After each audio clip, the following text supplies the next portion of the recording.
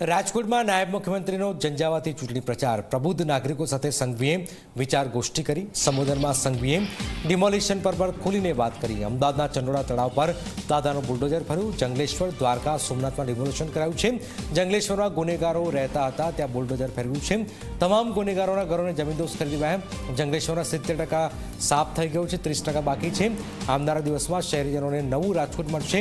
આપિયા પાપિયા કે કોંગ્રેસી આવ્યા તો નવરાત્રી બંધ કરાવશે। જંગલેશ્વર વિસ્તાર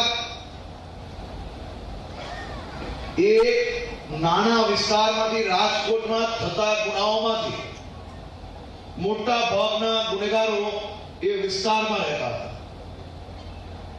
અને અહીંયા બેઠેલા સૌ લોકો જે નાનું મોટું ટેક્સ આપે છે અને એના થકી તમને જે સુવિધાઓ આપવાની હોય એ સુવિધાઓ માટે આરક્ષિત રખાયેલી જગ્યા છે તેની ઉપર બુલડોઝર ફેરવીને એ જગ્યા પરથી ડ્રગ્સ હોય કે દારૂનું હોય કે પછી લુખ્ખાગીરીનું હોય આ બધું એપિક સેન્ટર ક્લિયર કરવાનું કામ એ આપણી રાજકોટ મહાનગરપાલિકા અને રાજકોટ પોલીસ દ્વારા કરવામાં આવ્યું છે।